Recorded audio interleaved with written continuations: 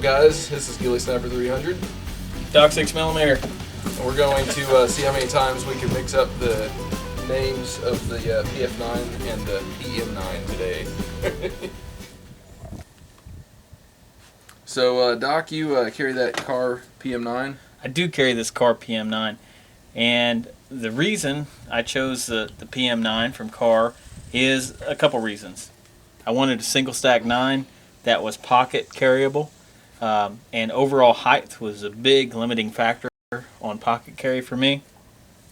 I wanted something light, and I wanted something at least in 9mm chambering, and that's why I went with this one, just because it was the shortest and the thinnest that I could find at the time.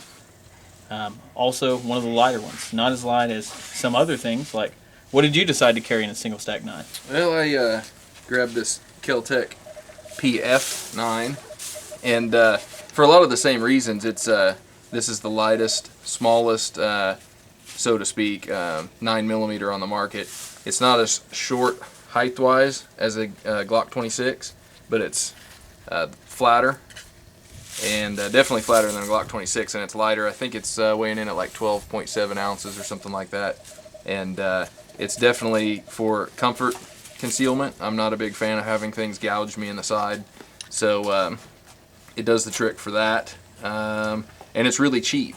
About $270 is what I paid for this. So compared to other firearms on the market, such as the Kahr, it's definitely more entry level or more accessible price wise. Do you have anything you don't like about that little Kahr there? One of the cons on this we didn't really talk about in the tabletop on this little Kahr is on the magazines. They're kind of the weak link, I think, on the Kahrs.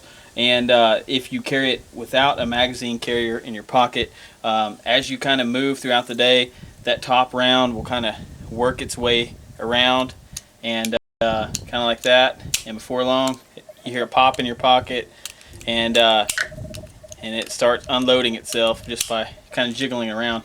And by the end of the day, you'll have about 2 rounds left in your magazine. The other con on this Kahr that I see is the slide catch is too big. And we whittled this one down, got an extra one from Kahr, and so far it's worked okay. I think it may reduce the strength of that a little. But the big downside to me on this Kahr is the magazine, and I didn't really get into that when we talked in the tabletop. But the Kahr manual wants you to chamber the first round by dropping the slide release, and that's a 1911 problem, and it's a Kahr problem too, is it will hang up on that round a lot of times. Well, I got some cons on the old PF9 as well. First of all, I've had a lot of insane extractor issues with it, and early on, I've got that video on where the extractor actually disappeared. This is the one that Kel-Tec sent me as a replacement. It's still having a few issues every once in a while with extraction, mostly where the casing it'll come out part way and the extractor slips off of it somehow. I haven't worked that out. I may be sending this back to Kel-Tec to get that fixed. It has a pretty heavy and long. They claim it's 5 pounds, but it's a pretty long. I don't want to point this at you, Doc, but I don't think it'll matter. Pretty long and heavy trigger, and it will humble you as a shooter. It's hard to shoot well. To me, the trade-off is decent for getting a really small, lightweight pistol. It's for up-close work anyway. But let's see. Other than that, I can't think of much. It's just really, really hard to shoot well and to shoot accurately. My cons on the PF9 is kind of the same that you talked about. It's not as shootable as the Kahr. I think the trigger brake is less predictable on the brake, and I think that's kind of where I have the problem. The trigger pull is long and heavy, like all double action style triggers, but to me, I just have a hard time determining when it's going to break. Yeah, and I think that's kind of what makes me miss on that as well. The other con I have, the stippling actually does, I think, a decent job of being able to hold to hold the pistol well. However, I have lines on the back of my hand when I get done shooting this thing after a couple rounds, and the recoil, despite them only being a couple, what are they, 2 ounces difference in weight, something like that. Yeah. The recoil is substantially more, in my opinion, on this Kel-Tec. Agreed. It's than the extremely car. jumpy, very jumpy. What cons do you have on the car? Pretty much what, well, price would be one. Price is a big con on that. Which, you know, honestly, how much do you want to pay for your life? You could use that kind of an analogy, and so, you know, $700 isn't that much, but when you can get a 500, yeah, you can get a Glock 26, it is. You know, I wish Glock would make a single stack 9, because then it would be a competitor of the car, definitely for a flatter carried gun that's cheaper and definitely reliable.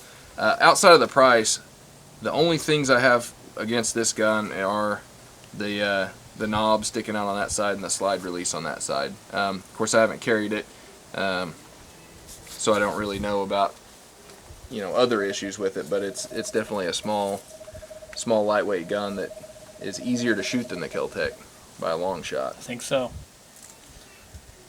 I think that's the big difference between these. But any small semi-auto like these are going to be more of a challenge to shoot. But I definitely think this one is going to be. It's shorter that way, isn't it? Yeah, it's just a hair shorter. Just a little bit. When you get the top of those up, it's just a hair shorter. I really like the thinness of the Kel-Tec, and I think if you were going to use a 9mm as an ankle carry gun, this may be a viable option. True. Yeah. Because of its lightness, and I think for summer carry, it's hard to beat one of these little single stack 9s for carry. I mean, they're just so easy to hide in a pocket, inside the waistband, and can still be pretty comfortable. And they're shorter and lighter than like a Walther PPS. They are. So the Walther I like, it's flat, but it's just too big otherwise. Yep. For that kind of thing. We do have a polymer trigger versus a metal trigger.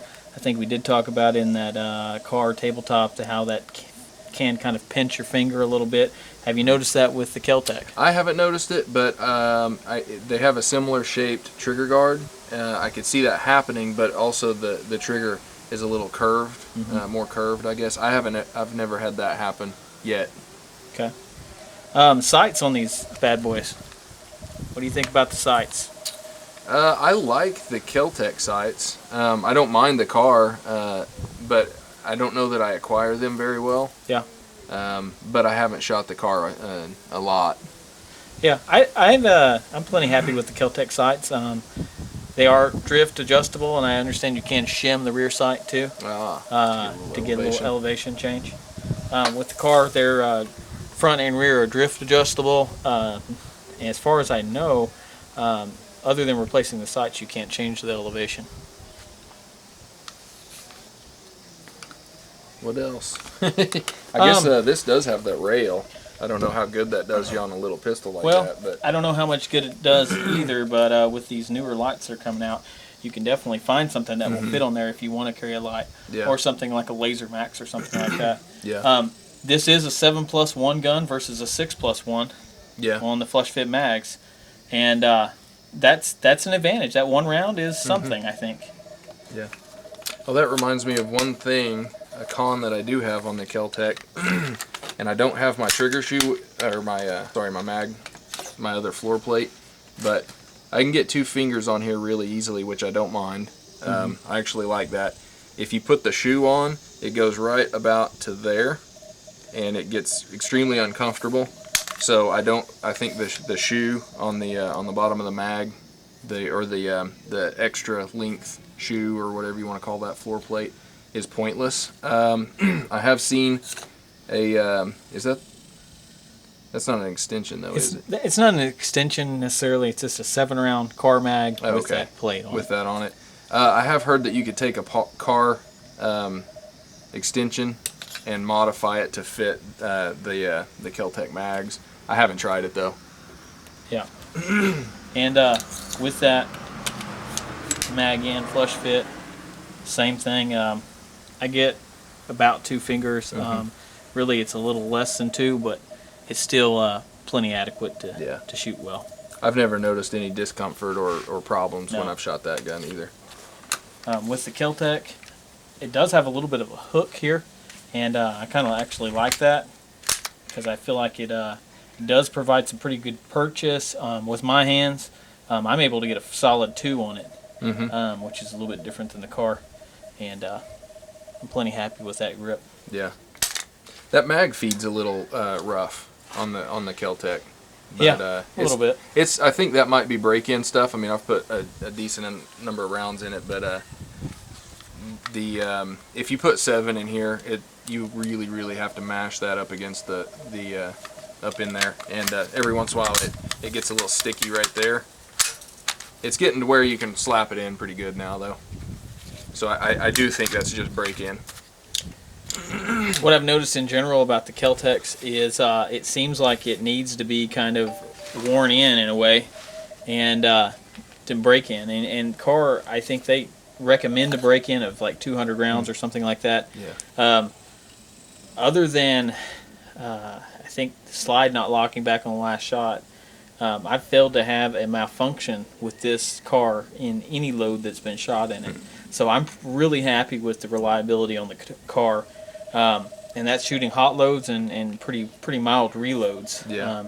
The only stoppage I've had is because of a reload the case was funky, and that's why it wouldn't chamber the round. But other than that, it's been 100%, and it's had several thousand rounds to it. Yeah. So if we were to slap these up together, I guess the Kahr would definitely take the reliability and shootability edge. You could maybe make the case that the Kel-Tecs, I don't know that I would call the Kel-Tec smaller because they're smaller in different dimensions. They are. Like the Kel-Tec's thinner, a tiny bit thinner, especially when you count that slide release. But every micro ounce of thickness takes away from comfort. That's true. That's true, yeah. And that's all there is to it. Yeah. I love how they did kind of a smooth slide catch on that. That's awesome. I've had that straight behind my belt, not even in a holster before, and it's almost, I can't say it's not noticeable, but it feels all right. Feels better. As far as price goes, the Kel-Tec wins out, but again, Kel-Tec I don't know wins. that's something that you can, if that's on your radar or something that matters, then that will, be something you're interested in. But if you're looking for a really, really reliable gun, you're not going to care about price. Yeah. I think if price is no option, I'm going with the Kahr every time. Yeah. If I'm on a budget, I'm going to take a Kel-Tec and I'm going to put several hundred rounds to it. And when it proves it's reliable, I'm going to be plenty happy with it, I think. Yeah. In those kind of normal self-defense type scenarios, shooting at 10, 15 yards. At long range, I think it can be done with the Kel-Tec, but I think it's a whole lot easier to do it with this Kahr. I'd agree. On a shootability factor, I'm taking the Kahr. Yeah, agreed.